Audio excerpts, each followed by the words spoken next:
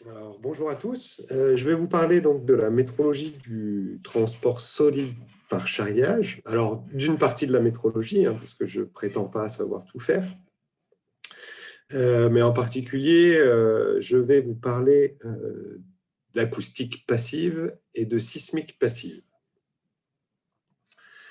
Alors, avant tout, je voulais vous présenter l'expression un peu du besoin, c'est-à-dire pourquoi avons-nous besoin de mesurer le transport sédimentaire et dans quel contexte c'est intéressant de s'intéresser à celui-ci.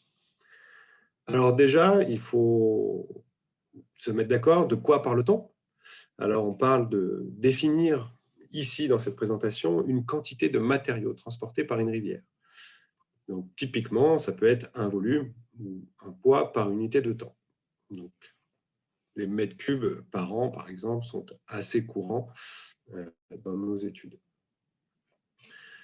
Ensuite, dans quel contexte, en général, cherche-t-on à mesurer ces quantités de matériaux transportés par une rivière? Le premier contexte, et c'est souvent celui-là qui pose le plus de problèmes, c'est l'excédent sédimentaire. C'est-à-dire lorsqu'il y a des dépôts sédimentaires, on peut voir des rehaussements de fond de lit, typiquement en amont de seuil ou de barrage, ce qui peut provoquer une augmentation de la ligne d'eau et un risque accru de l'inondation, avec des débordements ou par des remontées de nappes. Cet excédent sédimentaire amène souvent à des difficultés de gestion des usages autour des cours d'eau, donc typiquement des ouvrages hydroélectriques, en remplissant les capacités des retenues. Ça peut aussi limiter la gestion des ouvrages, par exemple vis-à-vis des champs captants qui peuvent être en bordure de cours d'eau, ou encore dégrader des ouvrages de protection des inondations. Le deuxième contexte dans lequel on cherche à mesurer le transport sédimentaire, ce sera le déficit sédimentaire, où on va plutôt avoir un lit qui est en incision, donc qui va avoir tendance à baisser en altitude. Donc ça peut poser des problèmes de déstabilisation d'ouvrages d'art ou d'affection des voies navigables pour les fleuves navigables. Ça peut être aussi lié à un abaissement des niveaux de nappe d'accompagnement. Et puis, ça peut surtout être lié, ce déficit sédimentaire, ça peut impacter les écosystèmes en dégradant les connectivités latérales, par exemple. Alors, quels sont les outils, on va dire, classiques qui nous permettent de caractériser les flux sédimentaires? Alors, le premier outil qu'on retrouve le plus souvent, je pense que c'est le modèle hydrosédimentaire, donc en 1D ou 2D. Alors, comment est construit ce modèle hydrosédimentaire? C'est des lois de transport solide. Il en existe beaucoup qui sont adaptés à différents types de contextes. C'est aussi lié à des données de terrain, des données topographiques, comme des sections en travers, des pentes du cours d'eau, des types de matériaux. Donc, on va aller chercher des granulométries. On va avoir aussi besoin de données hydrologiques qui peuvent être soit des données hydrométriques, soit des modèles hydrologiques. Et puis, toutes ces données hydrologiques, tous ces paramètres, on a aussi des paramètres de calage, excusez-moi, comme des paramètres de seuil de mise en mouvement, ou encore des coefficients de Manning stricter, puisqu'il faut aussi modéliser l'hydraulique. Et donc, tout ça nous amène, l'ensemble de ces paramètres peut nous amener à de nombreuses incertitudes et un besoin de caler des modèles. Le calage des modèles, actuellement, ce qu'on sait bien faire, c'est par exemple en utilisant des bathymétries consécutives. Donc, quand on a un système qui est fermé, comme une queue de retenue, par exemple, où on suppose qu'aucun flux ne peut passer cette retenue, on est capable de mesurer la bathymétrie dans le temps à différents moments et donc de mesurer les flux qui entrent dans la retenue. Alors, ce sont généralement des observations qui sont plutôt long terme, on va dire 50 ou les 10 ans. Il faut mesurer une différence bathymétrique qui soit mesurable. Et donc, c'est une donnée qui a une qualité d'une donnée spatiale, de référence, mais qui est assez peu détaillée dans le temps. C'est une mesure qu'on dit intégrative, et c'est-à-dire qu'elle va intégrer les flux de sédiments sur une période de temps assez longue. On a assez peu d'informations sur l'effet des différentes crues, l'effet de périodes de haute eau, par exemple des périodes de fonte qui sont plus fortes suivant les années, suivant les manteaux neigeux. On a quel est l'effet des périodes d'étiage aussi sur le lit.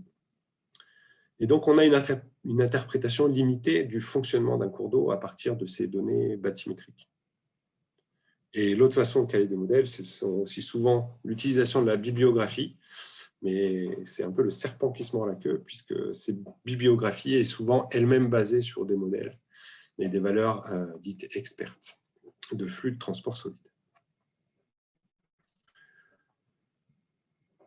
Et puis, il y a des choses que les modèles ne savent pas prédire actuellement.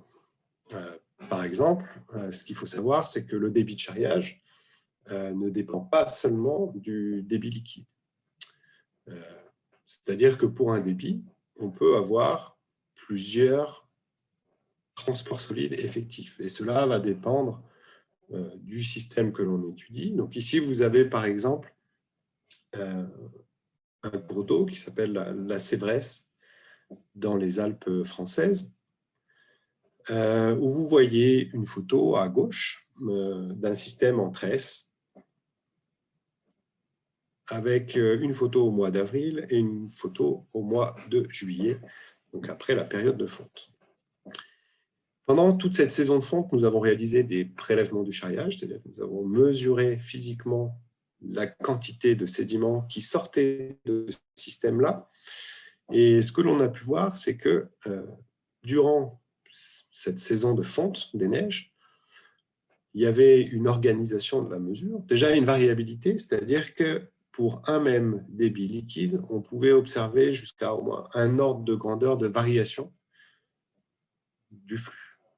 C'est-à-dire qu'on pouvait avoir 10 fois plus de flux qu'à un autre moment de l'année pour un même débit liquide. Et en plus de ça, on peut voir, ici vous avez la couleur des points, donc qui va du bleu foncé vers le bleu clair, qui représente le temps, c'est-à-dire qu'on va du mois de mai vers le mois de juin, en allant du bleu foncé vers le bleu clair. Et on voit que ce transport solide diminue au cours de la saison de fonte, comme si l'efficacité de charriage était réduite au cours du temps.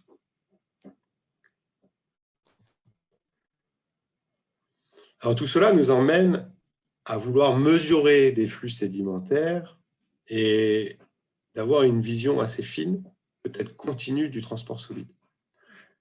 Alors, quelle est l'ambition de ce développement de cette mesure de flux sédimentaire? Donc, le premier, j'en ai déjà un peu parlé, ça serait caler des modèles de transport solide à partir d'observations qui peuvent être ponctuelles, elles ne sont pas nécessairement continues. Et ensuite, c'est répartir ce débit solide à une échelle temporelle fine pour savoir comment varient les conditions de transport, par exemple pendant la fonte, avant ou au cours ou après une crue. Et ça peut être aussi avant, au cours ou après une action de gestion du transport solide. Et pour cela, l'observation continue du processus pourrait nous être d'une grande aide. L'intérêt de la mesure, celui que l'on voit, ce serait d'optimiser le suivi et la gestion de zones de gestion sédimentaire, par exemple des queues de retenue, des plages de dépôt ou des chasses de barrage. Donc cela en appui de la bathymétrie, puisqu'on a déjà de la bathymétrie qui nous aide à piloter ces actions de gestion sédimentaire. Mais ça permettrait peut-être de réduire la fréquence des bathymétries, tout en ayant une observation mieux détaillée dans le temps. Et donc, cela nous permettrait de mieux connaître la dynamique temporelle du transport solide, en crue, en hautes eaux. Alors, la dynamique temporelle, donc, ça peut être à différentes échelles temporelles. Alors, j'allais dire à l'échelle des plans de gestion, ici vous avez des PAPI, des SAGE, des plans de gestion sédimentaire. Tout ça, ce sont des outils de gestion français. Donc, je ne connais pas l'équivalent en Suisse de ces mots-là, mais ce sont des plans de gestion des cours d'eau qui sont généralement pluriannuels. Et donc, à l'échelle de ces plans de gestion, ces mesures nous permettraient donc de dimensionner des actions, bien sûr, mais aussi peut-être d'en évaluer les impacts et d'évaluer l'impact de ces actions de gestion sur la dynamique du transport sédimentaire. On peut aussi avoir une vision peut-être plus lointaine, sur le long terme, comme on peut l'avoir par exemple avec l'hydrométrie, où on commence à avoir des chroniques de débit qui sont très longues. Donc on peut voir des évolutions du débit liquide au cours du temps, au cours des décennies. Et avec une observation continue, on pourrait, si on entretient dans le temps, donc si on arrive à construire des réseaux pérennes, on pourrait donc avoir cette évolution sur le long terme. Et dans ce contexte particulier où on parle beaucoup de changement climatique, ça pourrait être très intéressant pour voir comment évolue le transport solide dans nos cours d'eau. En fonction de, ça peut être lié à l'évolution de l'hydrologie, lié à l'évolution des sources sédimentaires en tête de bassin versant, par exemple avec des couverts neigeux qui évoluent, avec des fontes précoces de nos glaciers, du permafrost. Et enfin, un dernier intérêt de la mesure, il peut aussi être dans le dimensionnement de restauration de cours d'eau, où lorsqu'on a des systèmes qui sont très anthropisés, avec éventuellement des choses très endiguées, rectilignes, et que l'on cherche à redonner une forme que l'on jugera plus naturelle de ce cours d'eau, il est nécessaire de connaître les flux de charriage qui transitent dans ce système afin de choisir la bonne ou une trajectoire que l'on souhaite à ce cours d'eau et donc d'adapter la morphologie du cours d'eau au flux de transport solide qui est réellement effectif dans ce cours d'eau.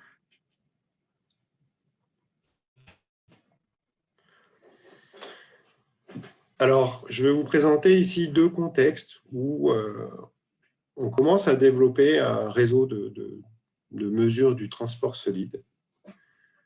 Le premier contexte, c'est celui du Drac à Grenoble. Alors, le Drac est une rivière donc, qui coule du sud vers le nord. Vous voyez ici l'agglomération grenobloise. Ce Drac, lorsqu'il arrive à proximité de l'agglomération grenobloise, donc il est lui-même situé à l'aval de très gros barrages, desquels aucun sédiment ne sorte. Cependant, il est dans une plaine alluviale assez large, avec un stock de sédiments important. Donc, il va apporter de nombreux flux de sédiments à ce système-là. On a une autre rivière, la Romanche, et enfin un troisième cours d'eau, la Grèce. Et tous ces cours d'eau apportent des sédiments à ce Drac. Avant d'arriver dans l'agglomération grenobloise, le Drac a un espace de liberté assez fort et son transport solide est, on va dire, est régulé de manière naturelle, entre guillemets. À ce jour, le système a beaucoup évolué au cours des dernières décennies, lié à l'arrêt des extractions, la construction de seuils, à une hydrologie modifiée par les barrages. Et le fonctionnement actuel du cours d'eau ne convient plus trop, on va dire, aux gestionnaires du cours d'eau. Et en particulier, tout à l'aval du système, on a un barrage avec un seuil qui retiennent les sédiments. Dans ce système, on a donc plusieurs gestionnaires. On a un syndicat de rivière, le SIMBI, on a EDF, qui a la retenue qui est tout à l'aval de ce système. On a aussi l'ILL, qui est détenteur d'un seuil. Vous voyez, tous ces acteurs du territoire ont probablement des intérêts divers, parfois contradictoires. et doivent se mettre d'accord sur la manière de gérer les sédiments. Et éventuellement, ils sont intéressés aussi de voir quel est l'impact de certaines actions qui ont été mises en place ou qui seront mises en place dans les prochaines années à venir. Donc ici, vous avez tout d'abord, dans les actions qui sont mises en place, on a l'ILL qui vient juste d'abaisser son seuil. Donc ici, avec des gros volumes de sédiments qui sont prêts à partir et à se stocker dans la retenue. Pourquoi est-ce qu'il a rasé son seuil? C'est lié à un problème d'inondation. On avait un drac qui était en train de s'exaucer, donc avec un niveau du lit qui augmentait, et qui augmentait donc le risque inondation dans l'agglomération. Donc ce seuil a été rasé, et aujourd'hui le fonctionnement du drac est modifié.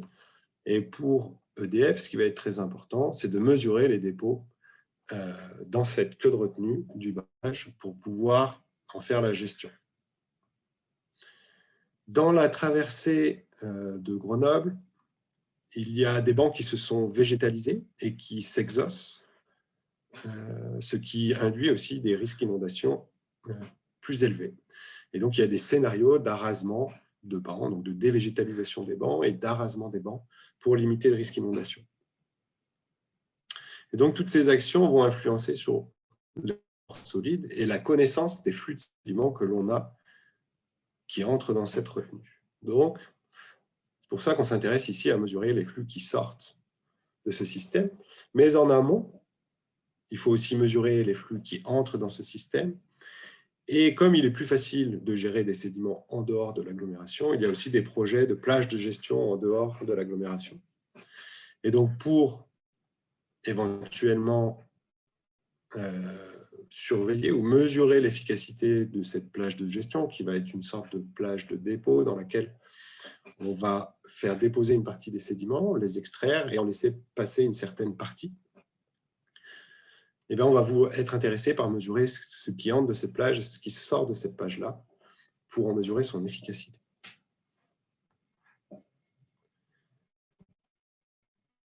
Un deuxième contexte dans lequel on pourrait être intéressé à mesurer des flux de transport de sédiments, c'est à l'approche de Lyon.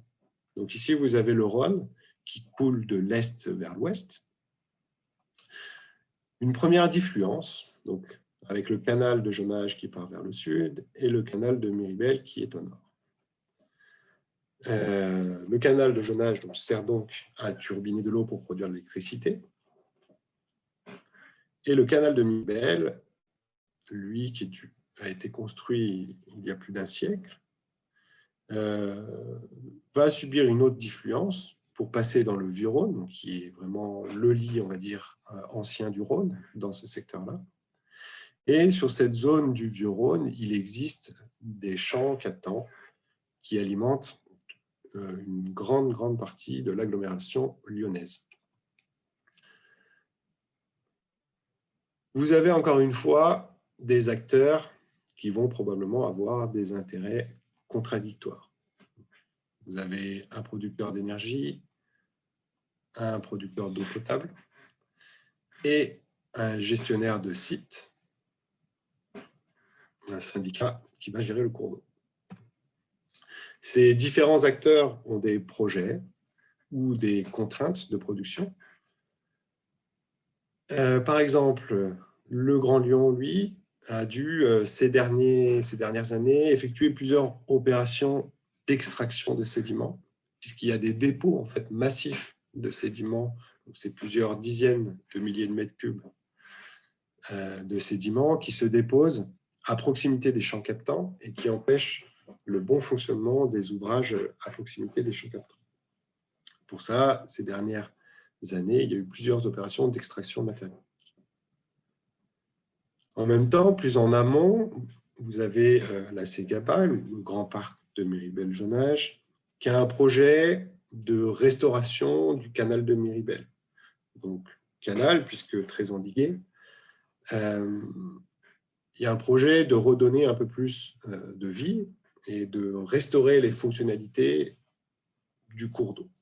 Donc, une restauration hydromorphologique avec comme par exemple la remise en eau de certaines lones, l'élargissement avec un retrait de certaines digues du cours d'eau pour le laisser un peu plus de liberté dans un espace de divagation. Et vous avez aussi EDF qui voit des dépôts de sédiments en entrée du canal de jaunage et qui aurait pour projet d'extraire des matériaux dans le canal de jaunage et de les mettre dans le canal de Miribel au nord. Et donc, faire un apport sédimentaire dans ce canal de Miribel qui lui-même pose des soucis finalement tout à l'aval aux producteurs représentés par Eau du Grand Nord d'eau potable. Dans ce contexte, on va s'attacher ici à mesurer éventuellement les flux sédimentaires. Donc déjà dans un état initial, donc on a commencé un suivi pour savoir ce qui arrive à ce jour-là, en ce moment, et après projet de restauration, après projet éventuellement de réinjection, et puis éventuellement d'autres actions en amont encore, on sera intéressé ici à savoir quel a été l'impact de ces actions sur le système à l'aval, pour éventuellement adapter la gestion qui est aujourd'hui mise en œuvre au niveau des champs captés. Donc finalement, quel est l'apport de cette mesure du transport par charriage en continu?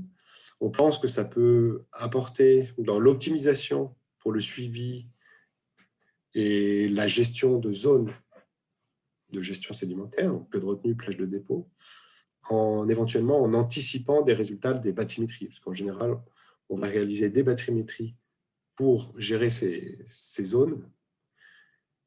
Et ici, on pourrait avoir une mesure en continu qui nous dirait quels sont les flux qui sont entrés dans le système et s'il va falloir agir rapidement ou pas. On voit que ça pourrait servir à évaluer l'efficacité d'une action de gestion. Donc, cette action de gestion, ça peut être mise en place d'une zone de gestion du transport solide, une plage de dépôt par exemple, une opération de réengravement ou de réinjection de matériaux,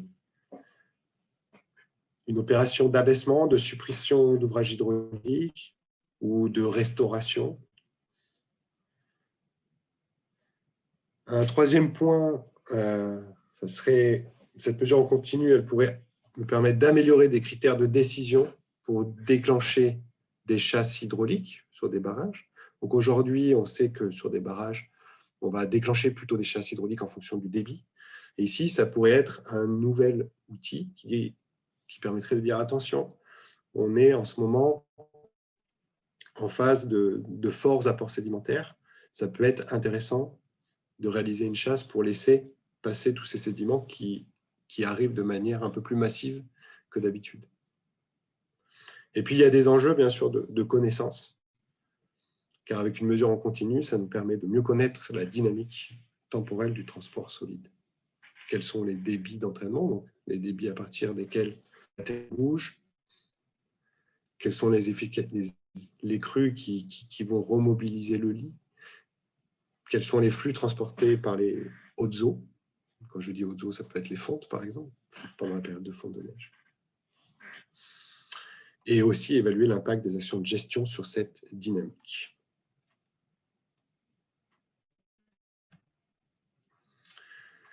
Alors, je vais passer dans la deuxième partie de ma présentation sur les outils que l'on développe ou qui existent. Alors, il y a la modélisation et les bathymétries, on en a parlé. Je vais parler un petit peu des prélèvements. Donc ça, ce sont des outils qui sont développés depuis longtemps. Et puis, je vous parlerai de suivi acoustique et sismique. Alors, à savoir qu'il y a aussi d'autres suivis dont je ne parle pas ici. Mais par exemple, il y a des suivis qui se rapprochent plus des suivis acoustiques, mais en mettant des objets qui sont dans le lit du cours d'eau impactés, et on va mesurer les impacts de sédiments sur ces objets pour suivre le transport sédimentaire.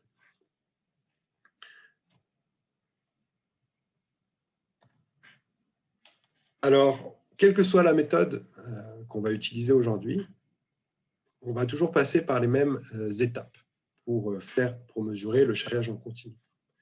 Et ces étapes-là, elles ressemblent très fortement aux étapes de mesure de débit liquide dans un cours d'eau.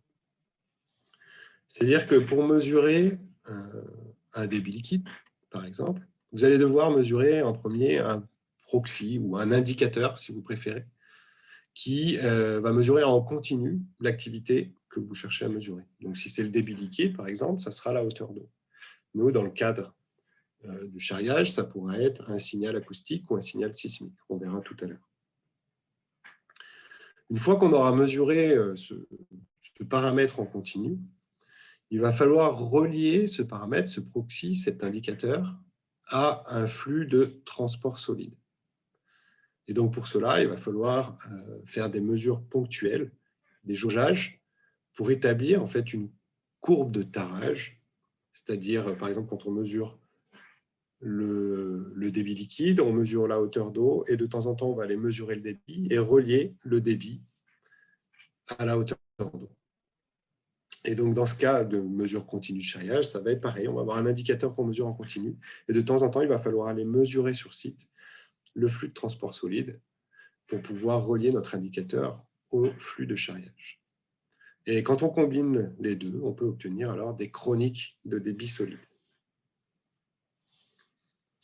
Donc, les exemples similaires, c'est les chroniques de débit, j'en ai parlé, mais par exemple, pour mesurer les flux de matière en suspension, c'est le même principe. On va mesurer, par exemple, de la turbidité en continu. Et c'est cette turbidité que l'on va relier à des concentrations de matière en suspension par exemple, des prélèvements d'eau. C'est cette combinaison qui va nous permettre de mesurer en continu les flux de matière en suspension dans le temps. Alors, tout d'abord, on va parler donc de ces proxys. Qu'est-ce qui peut exister? Alors, un premier proxy, ça serait, par exemple, l'observation continue du charriage par hydrophone. Alors, qu'est-ce que c'est l'hydrophone? C'est ce petit capteur que vous avez en haut à droite. Donc, ça ressemble à une sonde de hauteur d'eau. On va mettre cette sonde dans l'eau. Par exemple, ici, vous avez une station en berge de l'Isère, avec ici un déploiement très sommaire, un fonctionnement sur batterie et une station d'acquisition qui fonctionne en autonomie. Et ce système va pouvoir enregistrer en continu les sons qui sont générés par le charriage, c'est-à-dire des chocs de sédiments qui sont en train de bouger au fond du cours d'eau. Alors, j'ai des exemples sonores quand même à vous faire écouter. Alors, on va commencer par des petits galets, graviers. Et en fonction de l'environnement dans lequel on se trouve, on va avoir différents types de sons. Donc ici, vous avez peut-être des sédiments plus fins, type gravier, ou encore, ici, des choses encore plus fines.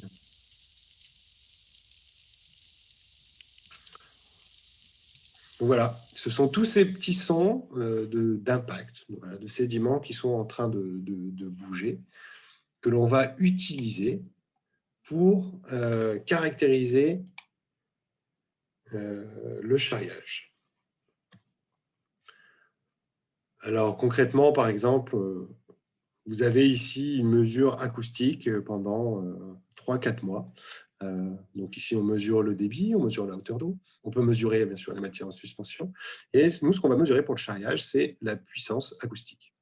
Alors, on voit que ça a tendance à réagir avec le débit. Plus il y a de débit, et plus on a de puissance acoustique.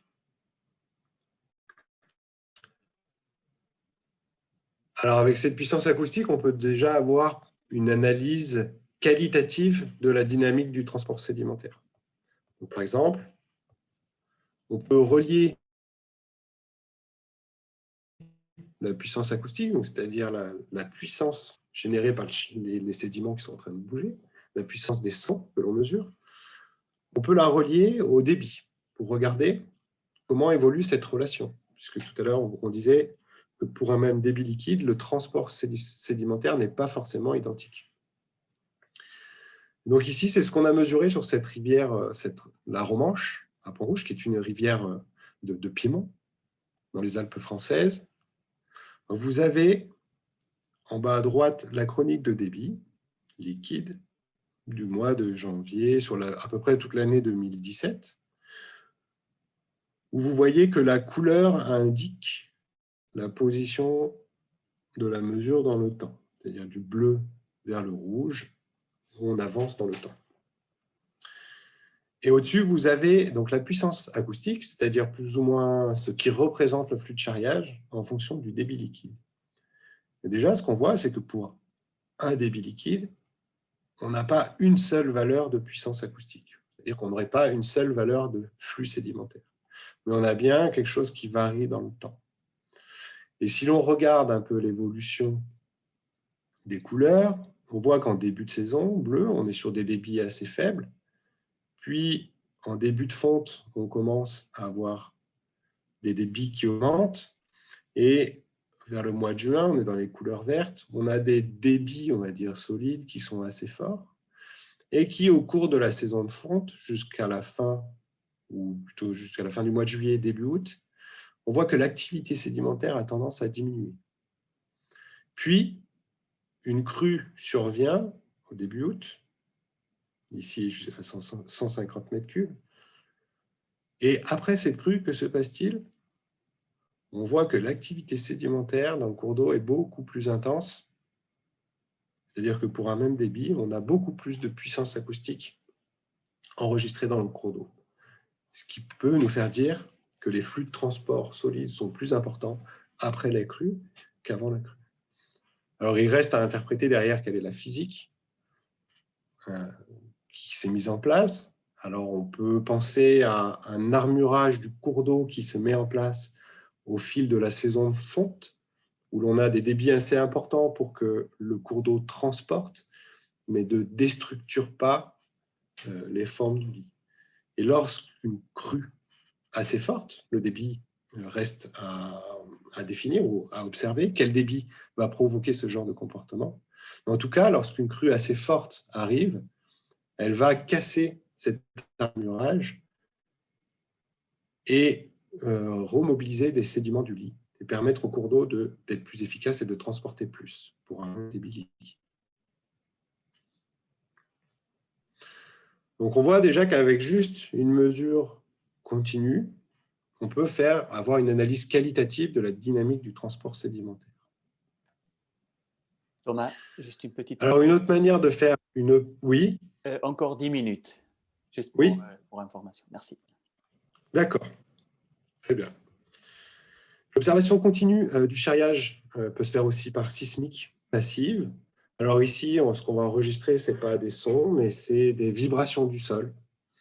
Donc vous avez ici, par exemple, un capteur installé donc, sur le sol, à proximité d'un cours d'eau. Donc souvent, on est à quelques dizaines de mètres du cours d'eau. Et le charriage, quand il est effectif, il va générer des vibrations que l'on va pouvoir mesurer et relier au flux de charriage.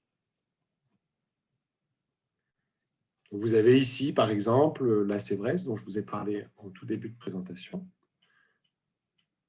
avec 5 capteurs sismiques qui ont été installés autour d'un système un peu en tresse, et dont vous avez un signal sismique qui évolue au cours du temps, et c'est ce signal sismique que l'on enregistre en continu, que l'on va utiliser comme indicateur du charriage. Alors, entre ces différentes mesures, c'est surtout une question de type de cours d'eau pour savoir laquelle est la plus adaptée. L'acoustique passive ou l'hydrophone va être plutôt adapté à des rivières à pente faible, inférieure à 1%, donc plutôt adapté à des grandes rivières. On a eu des expériences positives avec l'acoustique passive de rivières comme la Loire, donc avec du sable grossier, jusqu'à des rivières transportant du galet, comme le Drac à Grenoble. Et la sismique passive, il y a plus d'expérience dans des milieux à plus forte pente, dans des environnements qui sont moins urbains, parce qu'un des problèmes de la sismique passive, ça va être toutes les vibrations induites par d'autres systèmes, donc, comme le transport routier ou comme des usines qui peuvent générer des vibrations sismiques importantes. Et je pourrais aussi rajouter ici des méthodes qui ont été pas mal développées par des collègues suisses au WSL. Donc, ce sont des méthodes donc, plutôt adaptées aussi à des, on va dire, petits cours d'eau, mais forte pente. C'est des méthodes qui se basent sur des plaques à géophones, des plaques en métal sous lesquelles on met des capteurs. Et donc, il faut, par exemple, se placer sur des seuils où vous allez installer des plaques avec tous ces capteurs et vous allez pouvoir mesurer en continu les impacts de sédiments sur ces plaques. Et ça, c'est aussi un très bon indicateur du charriage dans le temps. Cependant, c'est un peu plus lourd à mettre en place que ces techniques-là dont je vous parle, l'acoustique passive, sismique passive, où on est sur des systèmes qui sont faciles à mettre en œuvre.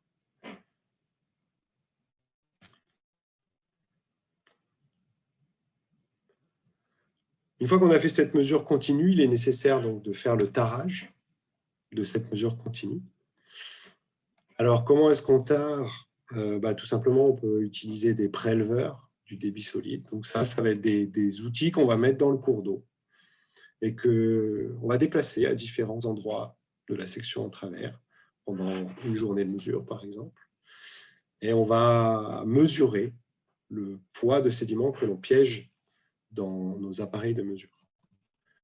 Ici, je vous ai mis quelques petites vidéos. Vous avez ici un préleveur manuel. Vous voyez une équipe avec une perche qui tient ce préleveur-là. Donc ça, c'est adapté à des cours d'eau qui sont plutôt petits. Et puis ensuite, on récupère, vous voyez, toute cette masse de sédiments que l'on met dans un sac.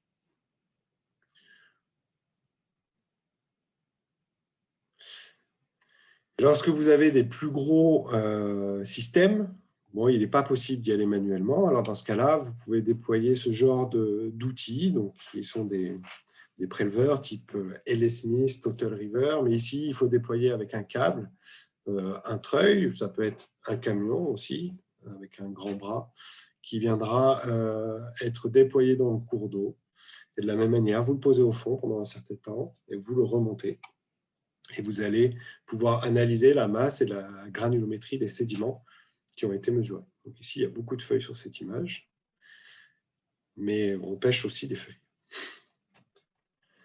Alors, les avantages de cette mesure-là, c'est que c'est une mesure directe. Donc, on va dire que l'interprétation des mesures est facilitée. On mesure une certaine masse par unité de temps.